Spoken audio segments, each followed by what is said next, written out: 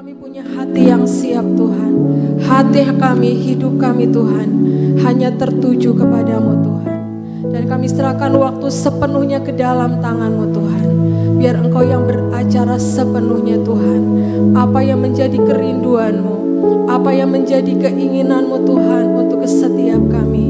Kami siap untuk mendengarkan dan kami siap untuk menerima. Terima kasih Tuhan buat semuanya. Dalam nama Yesus kami berdoa. Amin. Silakan duduk saudara.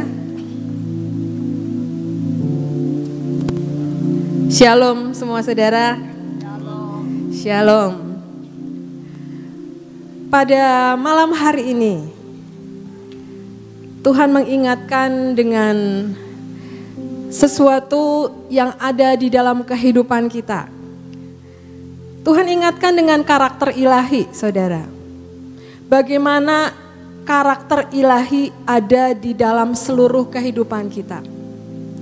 Karakter ilahi gak bisa kita dapatkan instan gitu. Tapi mari setiap kita hari demi hari menangkap setiap kerinduan Tuhan. Kita perlu belajar setiap hari, kita perlu menangkap apa yang menjadi keinginan Tuhan. Saya mencari saudara, ya, karakter itu apa? Ya. Karakter adalah sifat yang melekat pada diri seseorang dan memancar keluar lewat kehidupan kita. Karakter lahir dari pembentukan dalam hidup kita. Kita percaya bahwa kita adalah anak-anak kerajaan surga. Benar saudara? Kita anak-anak kerajaan surga. Dan yang pastinya Tuhan menginginkan setiap kita punya karakter kerajaan surga. Kalau kita melihat ya di film ataupun kita lihat baca, di sebuah kerajaan pasti punya banyak peraturan yang gak sama dengan pada orang pada umumnya. Mereka mungkin lebih disiplin ataupun mereka punya peraturan-peraturan tertentu yang kita gak tahu itu peraturannya apa atau kita gak melakukannya. Hari ini Tuhan ingin membuat kita untuk selangkah lebih lagi.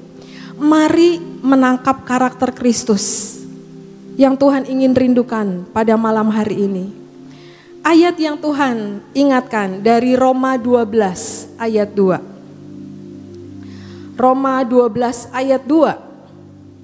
Janganlah kamu menjadi serupa dengan dunia ini, tetapi berubahlah oleh pembaharuan budimu, sehingga kamu dapat membedakan manakah kehendak Allah, apa yang baik, yang berkenan kepada Allah dan yang sempurna. Di sini dikatakan, tetapi berubahlah oleh pembaharuan budimu. Di sini diterangkan perubahan yang terjadi. Ketika ditulis berubahlah oleh pembaharuan budimu, bukan sekali. Tapi yang dikatakan adalah terus menerus terjadi perubahan dalam kehidupan kita. Ketika kita setiap hari membaca firman Tuhan, ketika setiap hari kita memuji menyembah Tuhan, kita mendengarkan firman Tuhan. Kita percaya bahwa hidup kita hari demi hari seperti kita sekolah. Tuhan memberikan, nak lakukan ini, nak tangkap ini, responi ini. Hidup kita sedang terus dibersihkan oleh Tuhan sehingga kita mempunyai karakter ilahi yang daripada Tuhan. Makanya kenapa saudara setiap hari kita harus membaca firman Tuhan.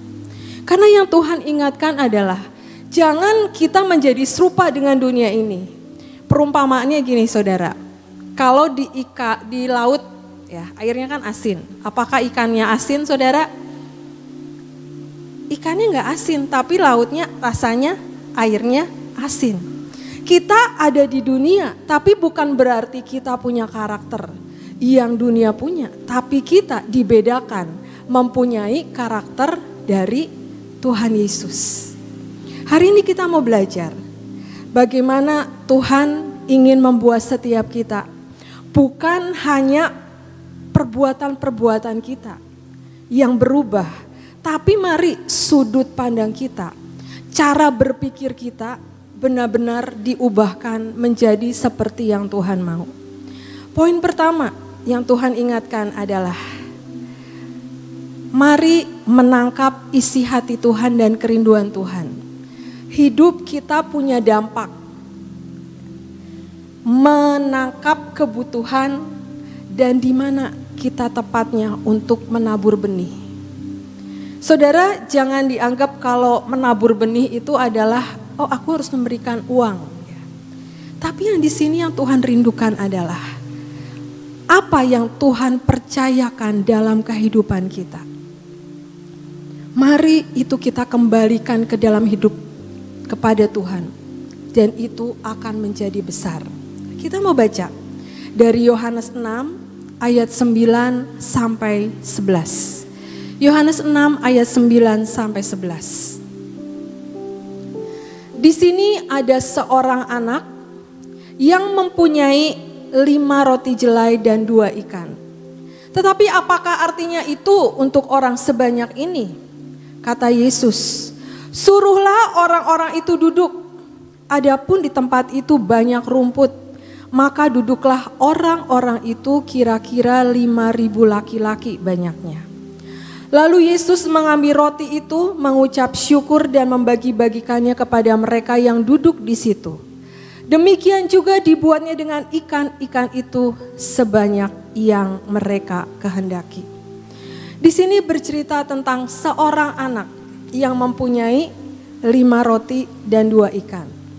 Di dalam firman Tuhan dikatakan ketika pada waktu itu Tuhan memberitakan firman kepada setiap orang-orang yang mengikutnya. Dan pada waktu itu hari sudah menjelang malam. Seorang murid Yesus berkata, Tuhan, biarlah mereka pulang aja. Mereka mencari desa terdekat untuk mereka bisa mendapatkan makan untuk malam ini. Kita gak punya apa-apa. Tapi Tuhan berkata, beri mereka makan. Dan pada waktu itu seorang murid Yesus, di sini ada seorang anak yang mempunyai 5 roti dan 2 ikan. Saudara, coba saudara bayangkan, di situ ada berapa saudara? 5.000 orang, dikatakan 5.000 laki-laki. Belum termasuk perempuan, belum termasuk anak-anak. Kira-kira jumlahnya lebih pasti dari 5.000. Tapi di situ ditemukan. Saya membayangkan gimana caranya murid Yesus menemukan anak ini, menemukan dan berbicara, kamu punya sesuatu atau anak ini menyodorkan gitu ya. Dan Tuhan mengingatkan bahwa setiap kita itu spesial di mata Tuhan. Walaupun banyak orang segimanapun kalau Tuhan jatuh cinta sama kita, Tuhan itu akan matanya tertuju sama kita. Tapi apa? Respon hati kita itu seperti apa? Ketika di sini dikatakan, seorang anak mempunyai 5 roti jelai dan 2 ikan. Ketika saya membaca, saudara, jelai itu adalah makanan untuk orang-orang yang gak mampu. Pada waktu itu, ya untuk orang miskin. Dan dikatakan 2 ikan. Ikan itu buat orang-orang yang gak mampu itu bukan ikan yang besar, tapi potongan ikan kecil. Dan pada waktu itu untuk orang-orang yang mereka mampu gitu ya, ikan itu akan dibuang. Tapi hari itu 5 roti jelai dan 2 ikan itu dimiliki oleh seorang anak. Saudara, untuk makan dia sendiri mungkin itu akan berlebih. Tapi hari itu ketika seorang murid Yesus bertanya, apakah kamu mau berikan gak ini gitu ya. Kan ceritanya akhirnya di sini ada seorang anak yang punya 5 roti jelai dan 2 ikan. Di sini kita belajar juga apa saudara? Apa yang Tuhan taruh dalam kehidupan kita? Apakah kita punya hati yang siap ketika Tuhan, nak melangkah bersama aku? Walaupun sejujurnya saudara, 5 roti 2 ikan itu gak cukup buat 5.000 orang. Tetapi ketika kita menangkap sebuah ketepatan benih dalam kehidupan kita dan kita serahkan ke dalam tangan Tuhan, itu akan menjadi besar. Itu akan menjadi membawa dampak. Di sini akhirnya anak ini memberikan, ini aku punya 5 roti dan 2 ikan. Dan ketika pada waktu itu diserahkan ke dalam tangan Tuhan, yang mustahil menjadi tidak mustahil. Semua orang bisa makan sampai kenyang, bahkan berapa lebihnya? 12 bakul. Saudara, mari kuncinya adalah apa? Percaya penuh dengan rencana Tuhan dalam kehidupan kita. Kita bisa melihat hal-hal spektakuler yang terjadi di sekeliling kita. Tapi kuncinya kalau kita nggak percaya nggak akan bisa. Nurut sama apa yang Tuhan mau. Selebihnya adalah Tuhan yang akan bekerja sepenuhnya. Amin, saudara. Sebuah kesaksian ya dari Smith, ya Bapak Smith Wigglesworth. Saya membaca kesaksian ini. Saudara, ketika pada waktu itu awalnya dia adalah seorang tukang pipa ledeng. Dan pada waktu itu dia belum nggak bisa baca, ya, buta huruf. Dan pada waktu itu dia diajarkan oleh istrinya bagaimana cara membacanya.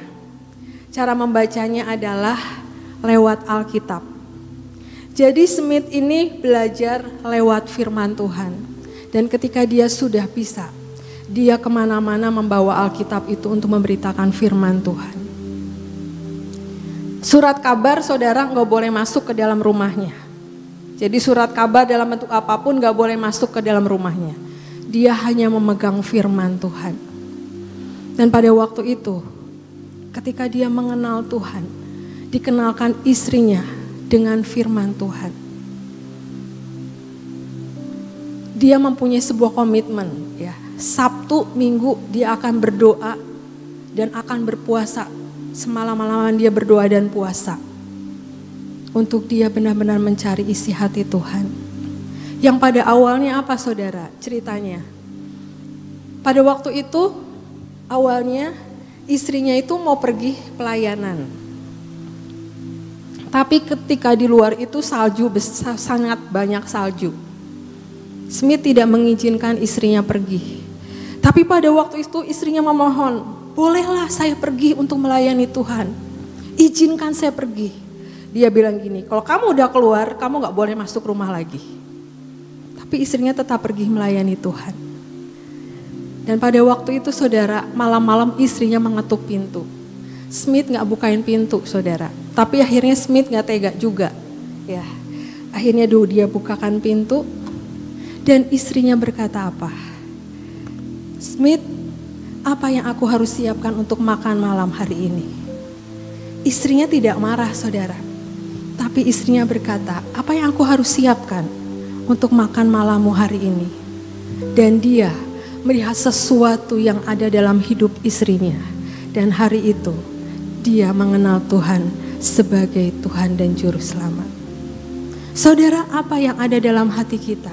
Setiap benih yang Tuhan tanamkan, itu keluar dari hidup kita. Tuhan bertahta dalam kehidupan kita. Tuhan pegang kendali dalam seluruh kehidupan kita. Dari hati kita ini timbul sebuah sifat, sebuah karakter yang baru yang Tuhan mau terjadi dalam kehidupan kita. Smith punya prinsip ini saudara. Allah yang mengatakannya, aku mempercayainya, masalah selesai. Saya pikir kayak Pak Yusak ya, kayak Engkong Yusak gitu kan. Prinsipnya tek gitu ya. Percaya aja, pokoknya percaya. Pak Yusak selalu berkata, Vi percaya aja, pasti Tuhan beracara. Gitu ya. Dan Smith ini saudara, gak pernah doa lebih dari 30 menit. Tapi tanpa waktu 30 menit itu gak pernah kosong. Dia selalu baca firman, kalau enggak memuji Tuhan. Lewat seseorang ya yang belum mengenal Tuhan, mungkin dia keras pada awalnya. Tetapi ketika dia mengenal Tuhan, ada sesuatu yang diubahkan dalam hidupnya. Ketika kita mendapatkan karakter ilahi dalam kehidupan kita, yang pasti apa saudara?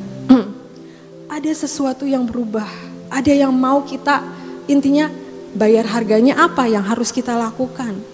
Bukan sesuatu ya aku mau gini-gini aja, biar Tuhan yang beracara dalam hidupku, gak bisa saudara. Tapi ikuti cara Tuhan beracara. Saya masih ingat saudara, Pak Daniel ya, dia tuh sangat senang film action. Dan pada waktu itu, kalau gak pelayanan di rumah, dia bisa nonton sehari itu ya, nonton film action ini. Dulu zamannya DVD saudara, DVD nonton gitu. Tapi pada suatu waktu Tuhan berbicara, dia gak bilang sama saya.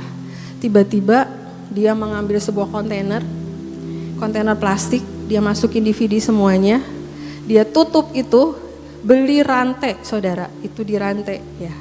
Dia gembok, dia buang kuncinya, dia bilang gini, mulai hari ini aku gak akan nonton film lagi, kata dia. Saya ketika melihat itu saudara, ada sesuatu ketika Tuhan menghendaki, Pak Daniel itu punya hati yang, ya kok Tuhan mau, aku akan lakukan. Nggak setengah-setengah gitu. Ya langsung diberikan, gemboknya dibuang, entah dia simpan di mana gitu. Sampai sekarang masih disimpan saudara. Dan itulah yang menjadi kerinduan Tuhan untuk setiap kita.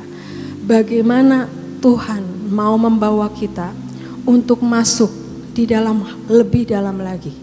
Pengenalan yang lebih dalam lagi. Tapi kita harus mau dibentuk. Yang pertama tadi adalah menangkap isi hati dan kerinduannya. Di mana kita tepat menabur benih. 5 roti, 2 ikan. Di tangan kita mungkin gak ada apa-apa. Tapi ketika kita serahkan ke dalam tangan Tuhan, itu akan menjadi besar. Apapun yang ada dalam kehidupan kita, mungkin kita berpikir gini, aku gak bisa main musik dengan jago. Aku gak bisa jadi WL yang hebat. Aku gak bisa untuk melakukan yang lebih gitu ya. Bukan karena sombong, tapi kemampuan aku segini gitu. Tapi percaya saudara sama Tuhan. Ketika Tuhan menaruh dalam hidup kita, saya pegang prinsip apa? Pasti Tuhan memperlengkapi setiap kita. Asal apa?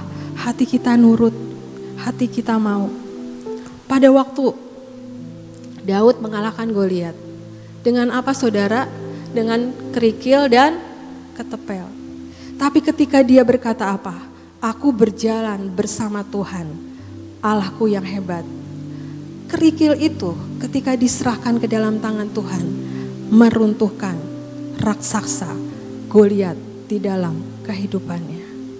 Sekarang apa saudara yang menjadi tantangan-tantangan dalam kehidupan kita? Yang membuat kita gak bisa maju. Ya mungkin ketakutan kita, kekhawatiran kita, rasa gak percaya, keraguan-raguan. Yuk hari ini belajar. Tuhan, aku mau serahkan semua ke dalam tangan Tuhan. Biar Tuhan yang pegang hidupku. Tapi apa? Apa yang menjadi kerinduan Tuhan? Ayo lakukan. Ini setiap hari saudara punya sesuatu komitmen sama Tuhan. Mungkin saudara praise and worship ya, ataupun menari setiap hari buat Tuhan, ataupun memuji menyembah Tuhan sendiri. Lakukan bagian itu. Serahkan semua ke dalam tangan Tuhan. Destiny yang besar akan menjadi bagian setiap kita. Yang kedua, ya, yang Tuhan ingatkan, yang Tuhan ingin bagikan pada malam hari ini, mengejar yang kekal dan meninggalkan yang nyaman. Kita baca dari Kejadian 25 ayat 31 sampai 33. Kejadian 25 ayat 31. Tetapi kata Yakub, jualah dahulu kepadaku hak kesulunganmu. Sahut Esau, sebentar lagi aku akan mati. Apakah gunanya bagiku hak kesulungan itu? Kata Yakub, bersumpahlah dahulu kepadaku. Maka bersumpahlah ia kepada Yakub dan dijualnyalah hak kesulungan kepadanya. Suatu hari Esau pulang dari berburu. Pada waktu itu dia memohon kepada Yakub. Waktu Yakub masak, berikanlah semangkuk kacang merah. Dan ketika pada waktu itu dikatakan, jualah dahulu hak kesulunganmu, ya sebentar lagi juga aku akan mati, apa gunanya? Jangan menganggap remeh apa yang Tuhan percayakan dalam kehidupan kita. Seringkali kita pelayanan, saatnya mungkin ada rasa jenuh, ada rasa menjadi biasa. Dan ketika itu saat menjadi biasa, jangan dibiarkan itu menjadi terbiasa. Iya biasa aja, jadi terbiasa melakukannya. Udah gak pakai lagi sebuah kerinduan, sebuah ini kesempatan yang Tuhan kasih. Bukan lagi menghargai sesuatu yang Tuhan rindukan dalam kehidupan kita. Mungkin kita hari-hari ini ataupun kita ada masanya, kita jenuh ataupun menjadi sesuatu yang biasa. Hari ini Tuhan mengingatkan, setiap kita pasti punya caranya masing-masing gimana ketika kejenuhan itu datang dan kita mau itu dikebaskan dalam kehidupan kita dan itu menjadi sebuah kerinduan. Di ceritanya dikatakan semangkuk kacang merah ditukar dengan hak kesulungan. Sesuatu yang sangat berarti. Ketika kita punya kasih yang mula-mula, saudara, cinta mula-mula sama Tuhan. Kita sangat berkobar-kobar melakukan apa yang Tuhan mau. Kita benar-benar, apa sih yang Tuhan mau aku mau lakukan, direla-relain gitu ya. Tapi setahun, 2 tahun, 3 tahun, 4 tahun gitu. Dan selanjutnya, apakah kita bisa untuk mempertahankan apa yang Tuhan rindukan? Ya mempertahankannya jangan dengan kekuatan sendiri, saudara. Minta terus kemampuan yang daripada Tuhan. Saya selalu ingat bahwa kesempatan yang Tuhan kasih, jangan kita pergunakan dengan sia-sia. Saya bermimpi beberapa tahun yang lalu dan Tuhan ingatkan hari-hari ini.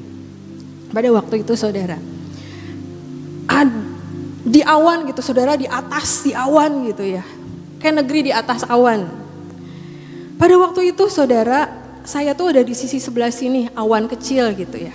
Di sini awan putih besar, banyak gitu ya, panjang putih. Pada waktu itu saudara, saya tuh udah di sisi sebelah sini.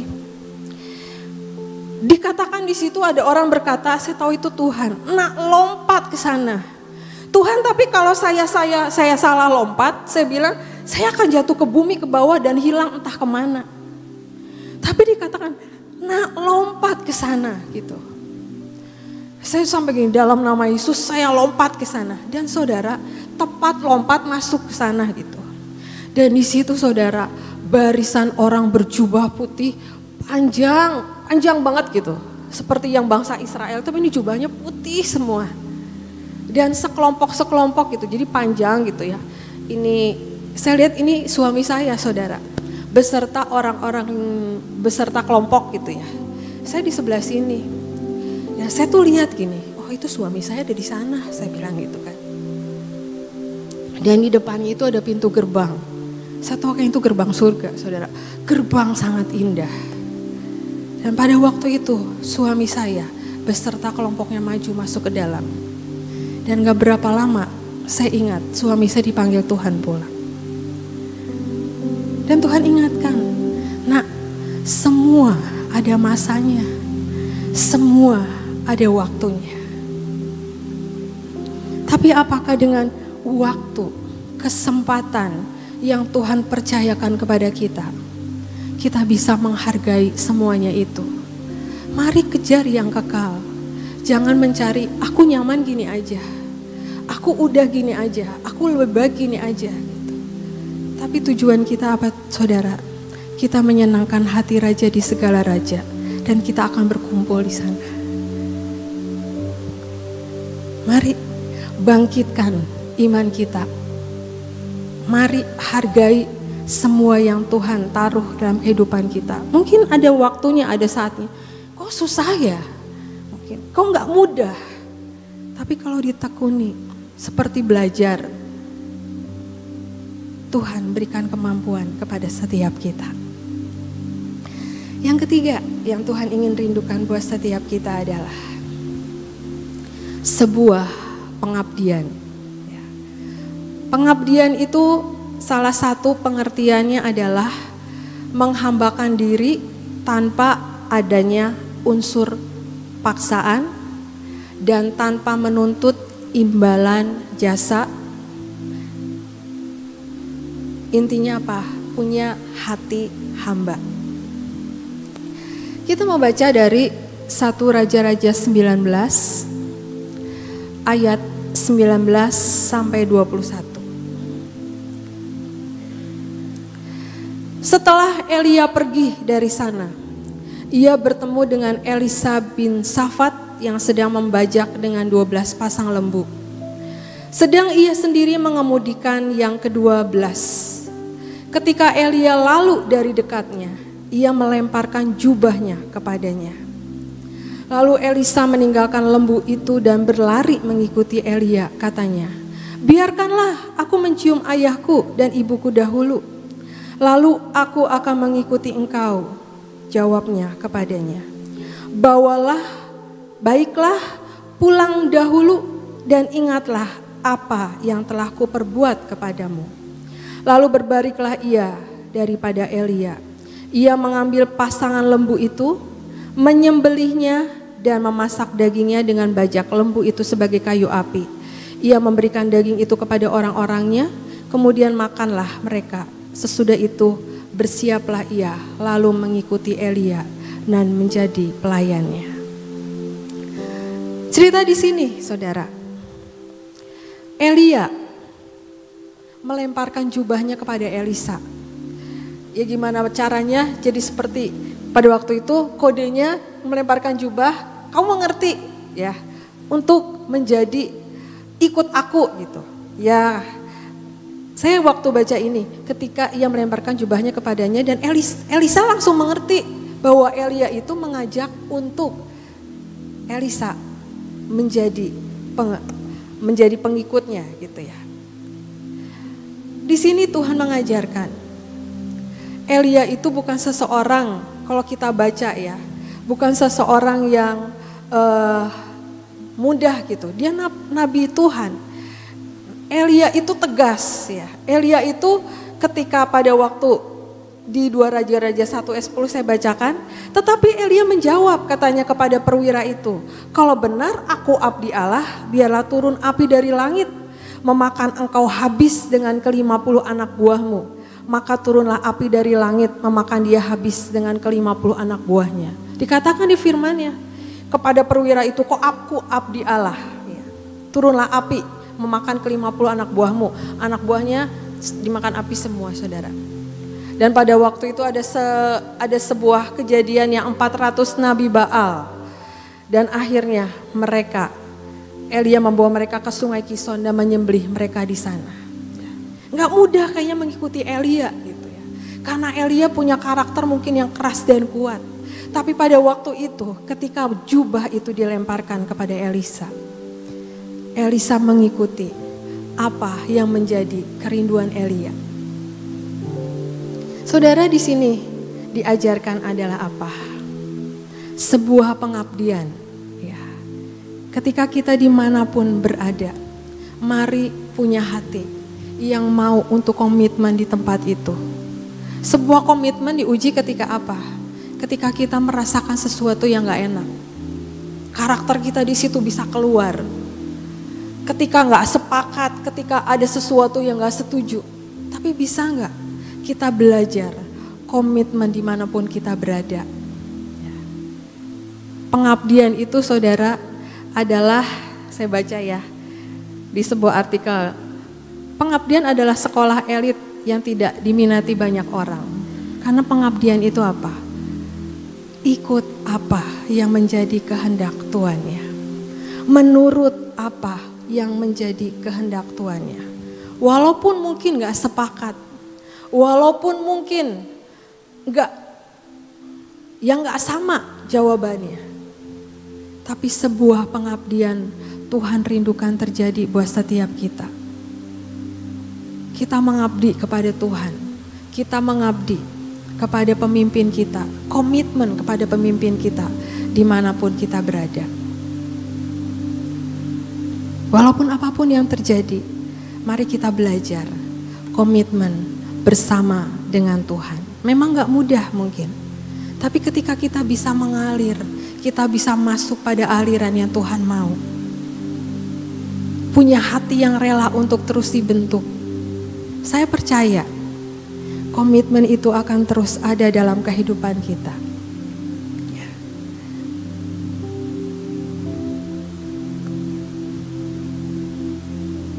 Kita mau belajar yang berikutnya ya. Kita mau belajar hati yang sensitif dengan apa yang Tuhan mau. Kita baca dari 1 Samuel 24 ayat ke-5. 1 Samuel 24 ayat ke-5. Lalu berkatalah orang-orangnya kepada Daud, telah tiba hari yang dikatakan Tuhan kepadamu. Sesungguhnya aku menyerahkan musuhmu ke dalam tanganmu, maka perbuatlah kepadanya apa yang kau pandang baik. Maka Daud bangun lalu memotong puncak jubah Saul dengan diam-diam. Kemudian berdebar-debarlah hati Daud karena ia telah memotong puncak Saul. Di ayat 7 dikatakan, lalu berkatalah ia kepada orang-orangnya, dijauhkan Tuhanlah kiranya daripadaku untuk melakukan hal yang demikian kepada Tuanku, kepada orang yang diurapi Tuhan, yakni menjamah dia, sebab dialah orang yang diurapi Tuhan. Dikatakan di ayat 5 saudara, ayat 6, kemudian berdebar-debarlah hati Daud karena ia telah memotong puncak Saul. Dalam bahasa aslinya diartikan adalah apa? Memotong jubah Saul itu adalah hati nurani Daud memukul sampai melukai diri sendiri. Daud seperti melukai diri sendiri. Dia begitu sangat gentar ketika dia melakukan itu. Dan dikatakan apa? Aku tidak menjamah orang yang diurapi Tuhan. Di sini kita mau belajar. Setiap kita pasti punya hati nurani yang benar-benar mau sensitif akan menjadi kerinduan Tuhan. Jangan kita mempunyai hati yang sensitif ini ditukar dengan apa? Kita tuh jadi tumpul, udah gak bisa ditegur, udah gak bisa dikoreksi. Kalau dikoreksi kita tersinggung gitu ya. Tapi dengan sebuah hati nurani yang sensitif, kita mau belajar merasakan apa yang menjadi kerinduan Tuhan. Kita mengalir masuk dengan apa yang menjadi kerinduan Tuhan. Saudara, saya punya kesaksian saudara. Beberapa waktu yang lalu, saya itu setiap bulan ada sabatikal sama Tuhan. Dan pada waktu itu saudara, hari itu besoknya pengasingan, saya tuh lupa saudara, saya tuh punya janji Zoom sama satu persekutuan gitu. Saya tuh sungkan saudara, gimana cara membatalkannya karena harinya tuh mepet banget gitu. Saya cuma ngomong sama Tuhan gini, Tuhan kan saya gak banyak ngomong, Zoom juga kan gak ketemu orang ya. Gak apa-apa lah gitu, kan saya bernego sama Tuhan. Tuhan tuh diem saudara. Tapi tiba-tiba satu hari, setiap pagi kan kami doa jam 5 pagi, doa tabut. Tiba-tiba saudara, saya tuh masuk ke tabut, udah saya berdoa di tabut, saya keluar. Saya tuh turun satu tangga, tiba-tiba kaki saya tuh seperti loncat. Kaki saya itu saudara, ini yang jari manis dan kelingking, tengah sama kelingking itu masuk ke sela-sela kursi kayak gini saudara. Masuk gitu kan ya. Wah saya gini, saya pikir gitu ya, wah 2-3 menit selesai, hilang. Kan biasanya sakit terus hilang gitu. Terus saudara, terus ibadah jam 5 pagi, jadi itu sebelum jam 5. Itu kaki rasanya saudara, itu kaki sakit banget gitu ya. Saya tuh sampai mikir jalan dari sini ke sana aja gimana ya gitu. Sakit banget gitu. Saya sampai Tuhan ini gimana. Sedangkan udah doa tabut naik ke mahligai gitu. Di home tuh ada mahligai. Kaki saya sakit gitu ya. Saya seminggu sakit. Saya pikir udahlah berapa hari sembuh. Udah dikasih obat arak, dikasih obat gitu. Gak sembuh-sembuh. Akhirnya ke dokter. Anak saya bilang udah mama ke dokter aja. Udah ke dokter ternyata saudara kakinya tuh retak. Kakinya retak dan harus dibalut seperti digips tapi pakai kasa gitu ya. Dalam 14 hari. Saya tahu Tuhan menegur saya. Ketika kita memberikan hidup kita punya sama Tuhan, ya ada janji atau komitmen, Tuhan tuh ngajarin nak jangan setengah-setengah. Full heart belikan buat aku tuh full heart gitu. Saya belajar ini ya. Udah gitu udah 2 minggu. Hari ke-12, hari ke-13. Saya pikir gini, udahlah dibuka aja gitu. Udah sembuh juga. Saudara hari ke-13 saya buka, itu jari itu kayak gak nempel, kayak ringan banget kaki saya gitu. Saya tuh jadi takut, dokternya bilang gini, kalau dalam 2 minggu belum ada perubahan balik lagi ke sini katanya. Karena ini retaknya itu masih di tempatnya, jadi gak perlu dibuat tindakan gitu kan. Saya bilang, Tuhan jangan sampai terjadi sesuatu gini. Tuhan cuma ngomong apa saudara? Nah dokternya bilang apa? 14 hari, kamu buka apa? Di hari ke-13, ya Tuhan salah. Saya balut lagi. Hari ke-14 dibuka. Sembuh total sempurna dan benar-benar udah bisa jalan normal lagi. Kalau Tuhan mendidik kita, saudara, seperti seorang ayah kepada anaknya, mau nurut gak sih gitu? Nurut sama aku gitu. Saya punya lagi kesaksian. Ya, kesaksian saya tuh teguran Tuhan tapi membuat saya tuh menjadi ngerti bahwa Tuhan tuh sayang banget gitu sama saya. Pada waktu itu ini selesai pengasingan, bukan yang ini, yang berikutnya ya. Bulan berikutnya. Tuhan bilang gini, nak jam 10 kamu turun dari tempat kamu nginep. Turun ke mobil gitu ke bawah. Waktu itu saya bawa mobil saudara. Dan pada waktu itu saya nitip gitu sama anak buah saya, mobilnya tolong parkirin, nanti kuncinya kasih ke saya gitu. Itu dia pulang. Mobilnya diparkir paralel. Terus saya bilang gini, yakin kamu parkirnya paralel? Iya gak apa-apa, ada security di sana, udah. Tuhan bilang gini, nak turun jam 10. Saya tuh masih dengerin khotbahnya Pak Yusak. Saya bilang Tuhan 15 menit lagi selesai, saya kunci-kunci, saya turun. Saya masih nego sama Tuhan. Tuhan bilang, nak nurut. Iya saya turun 10 lebih 6 menit. Apa saudara yang terjadi? Mobil yang parkir benar, saudara, mobil dari sini nabrak mobil saya yang parkir paralel dan itu persis di depan mata saya.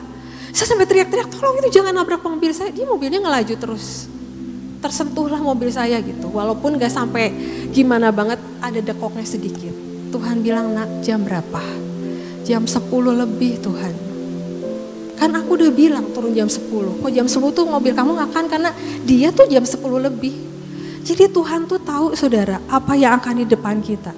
Dia tuh ingin melindungi kita, ingin benar-benar ini loh, perlindungan pengcoveran Tuhan buat hidupmu. Tapi kadang apa? Cara berpikir, ya cara berpikir saya juga gitu, terlalu kuat. Saya bilang pikir mendengarkan khotbah sampai selesai kan juga bagus gitu ya. Kasih Tuhan waktu yang lebih. Tapi Tuhan lagi mengajarkan apa? Nak punya hati yang sensitif dengan apa yang menjadi kerinduanku. Saudara udah saya naik ke mobil, orangnya gak mau turun. Baru selesai pengasingan udah jadi pengen marah-marah gitu kan. Saya suruh orangnya turun, gak mau turun. Dianya turun, dia balik marah sama saya.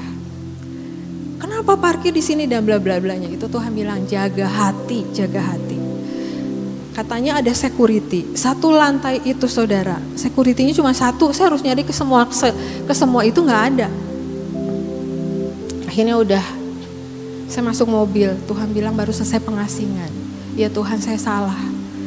Masih di tempat parkir saya sampai nanya sama orangnya, ini gimana, gini gitu. Ibu langsung aja ke sana. Saya masih nggak puas hati saya gitu ya. Ya mobil saya tersentuh. Cuman Tuhan bilang, nak, aku udah ngomong apa? Jam 10 turun, kamu turun jam 10 lebih sekian. Di sini saudara, mari kita punya hati yang sensitif dengan apa yang menjadi kerinduan Tuhan. Dengan sentuhan mata mungkin ya, Tuhan mungkin mengedipkan kita gitu ya. Atau Tuhan punya cara buat kita, aku aku tuh mau kamu melakukan ini. Apakah kita bisa menangkap yang hati sensitif sama Tuhan? Gimana caranya? Ya hidup kita harus dekat sama Tuhan. Hidup kita bergaul erat sama Tuhan. Contohnya di dalam sebuah keluarga. Ya. Sebuah keluarga pasti mempunyai sesuatu kebiasaan yang mungkin keluarga lain gak punya. Ya mungkin suaminya ingin ini hanya dengan satu kode, oh suami saya pengen ini. Ya itu kode itu gak bisa dipakai orang yang lain. Ya Tuhan juga punya kode-kode tersendiri dalam kehidupan kita. Saya dulu waktu sama Pak Daniel ya, saya juga terus belajar. Kalau saya makan sayurnya itu saya di pinggir-pinggir semua saudara. Kalau Pak Daniel senangnya semua sayur dicampur di atasnya semua. Dia bilang gini, kamu tuh kenapa sih gak ngerti-ngerti aku? Aku tuh senangnya sayur dicampur semua. Jadi nasi, sayur apa ditumpukin semua ke atas. Saya bilang kan bagusnya gini. Ya tapi kan itu yang aku suka, yang udah dicampur semuanya gitu ya. Nah kan setiap kita berbeda-beda gitu. Tuhan juga punya kerinduan buat setiap kita berbeda-beda. Tapi apakah hari ini kita bisa menangkap, punya hati yang sensitif sama Tuhan? Mari punya hati nurani kita, hati kita jangan tumpul. Kalau udah tumpul mari asah kembali. Mendengar apa yang menjadi kerinduan Tuhan. Seperti Daud, dia punya hati yang sensitif sama Tuhan. Kalau yang tumpul-tumpul jangan saudara, berbahaya. Nanti gak bisa dibentuk. Ya, jangan akhirnya apa? Kecewa, larinya ke dunia. Kenapa? Udah gak bisa dibentuk, hati nuraninya udah tumpul. Mari undang terus Roh Kudus ya bekerja dalam kehidupan kita. Roh Kudus Tuhan berikan untuk menolong setiap kita ya. Yang terakhir, poin terakhir adalah berjiwa besar.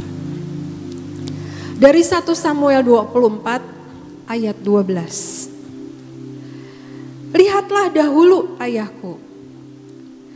Lihatlah kiranya puncak jubahmu. Bisa tolong 1 Samuel 24 ayat 12. Lihatlah dahulu ayahku, lihatlah kiranya puncak jubahmu dalam tanganku ini. Sebab dari kenyataan bahwa aku memotong puncak jubahmu dengan tidak membunuh engkau, dapatlah kau ketahui dan kau lihat bahwa tanganku bersih daripada kejahatan dan pengkhianatan, dan bahwa aku tidak berbuat dosa terhadap engkau, walaupun engkau ini mengejar-ngejar aku untuk mencabut nyawaku. Kerinduan Tuhan buat setiap kita, belajar dari Daud. Apapun yang terjadi, mari hati ini terus dijaga.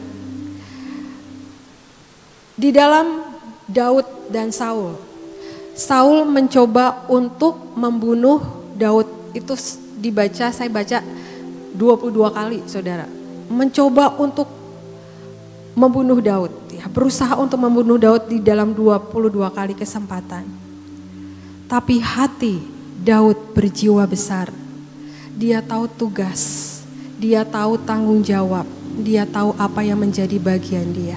Dikatakan tadi di awal sebelumnya, jangan menjamah jubah, jangan menjamah orang yang diurapi Tuhan. Ya, poin terakhir, mari kita berjiwa besar. Ketika Daud, ada banyak kemungkinan untuk Daud tuh sakit hati sama Saul. Dicoba untuk dibunuh, ya, hitungannya dijahatin gitu ya sama Saul. Tapi dia tetap, apapun yang menjadi bagian dia, apapun yang menjadi tugas dan tanggung jawab, dia akan tetap melakukannya. Di sini dikatakan Daud menyebut Saul, di sini dikatakan sebagai ayah, tadi dikatakan lihatlah dahulu ayahku, sebagai tuan, sebagai raja, sebagai ayah. Daud tahu apa yang menjadi kedudukannya dan dia menghormati orang yang ada di atas dia, pemimpin di atas dia. Apapun yang menjadi bagian kita saudara, siapapun pemimpin yang ada di atas kita, mari kita terus belajar untuk menghormati. Mari kita belajar terus untuk mendengar, melakukan apa yang menjadi tugas, tanggung jawab dan bagian kita. Jangan kita lari dari tugas, bagian, dan tanggung jawab kita ketika kita merasa kecewa ataupun kita sakit hati gitu ya. Ya aku off dulu lah, aku gak mau pelayanan dulu mungkin gitu ya. Yang menjadi kerinduan Tuhan, mari berjiwa besar. Hormati siapapun yang ada di atas kita, pemimpin kita. Mungkin kita bekerja di sebuah perusahaan, ataupun yang pasti orang tua kita. Mungkin kita bisa berkata, aku menghormati Tuhan, tapi satu sisi, aku gak bisa menghormati keluargaku atau orang tuaku karena aku kecewa. Mari malam hari ini, buang semua kekecewaan, buang semua pahit hati, buang semua yang membuat kita gak bisa breakthrough pada malam hari ini. Yang Tuhan rindukan, mari berjiwa besar. Kita belajar seperti Saul.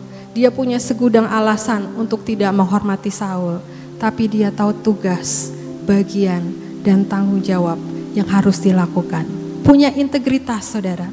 Integritas itu adalah di luar dan di dalam sama. Ya. Kita di sini melakukan yang terbaik, di luar pun kita akan melakukan yang terbaik. Di rumah pun kita melakukan yang terbaik, dimanapun kita melakukan yang terbaik.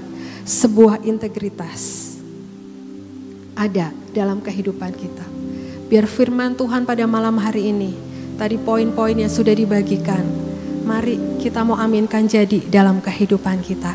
Amin. Kita berdoa. Tuhan, terima kasih buat firman Tuhan yang dibagikan pada malam hari ini Tuhan. Kami mau terus belajar Tuhan, menghormati Engkau. Kami mau terus belajar, Engkau segalanya buat seluruh kehidupan kami. Kami mau belajar karakter ilahi itu ada dalam kehidupan kami. Terima kasih Bapa, terima kasih. Kita mau angkat pujian, lebih dari segalanya Ku ingin Kau Tuhan. Mari kita renungkan firman Tuhan pada malam hari ini.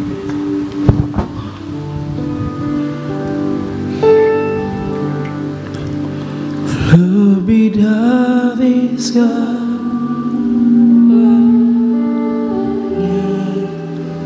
Ku ingin Kau Tuhan. Biar ini menjadi kerinduan setiap kita.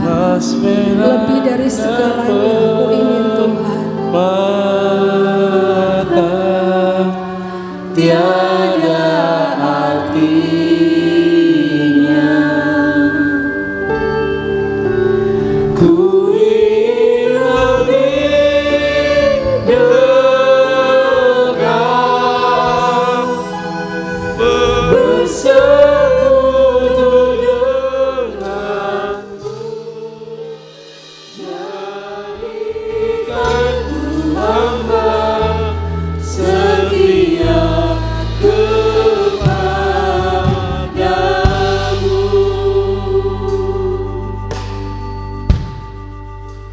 Lebih dari Kami bawa seluruh kehidupan kami ke dalam tangan Tuhan. Lebih dari segalanya kami berikan Tuhan. Kami bawa hidup kami, hati kami di dalam tangan-Mu. emas, perak, dan Kau yang memampukan setiap kami Tuhan. Untuk kami terus melangkah bersama dengan Engkau. Dan kami pada malam hari ini Tuhan, setiap apa yang kami berikan tentang belajar karakter ilahi Tuhan, ada dalam kehidupan kami. Kami jadi anak-anak-Mu yang berjiwa besar. Kami punya hati yang sensitif akan Engkau Tuhan. Ya biarlah kami punya hati yang terus belajar ketepatan hidup bersama dengan Engkau. Terima kasih Tuhan. Lebih dari biar pujian ini keluar dari mulut kita menjadi sebuah kerinduan. Kami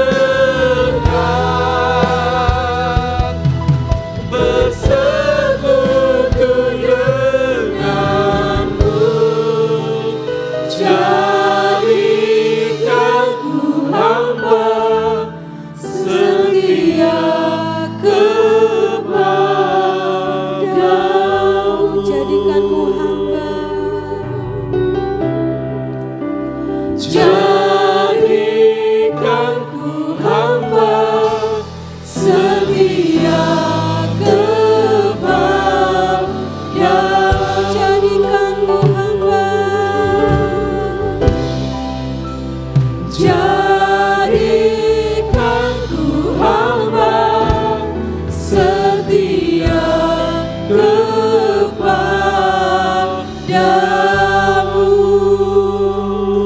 Terima kasih Tuhan buat semuanya.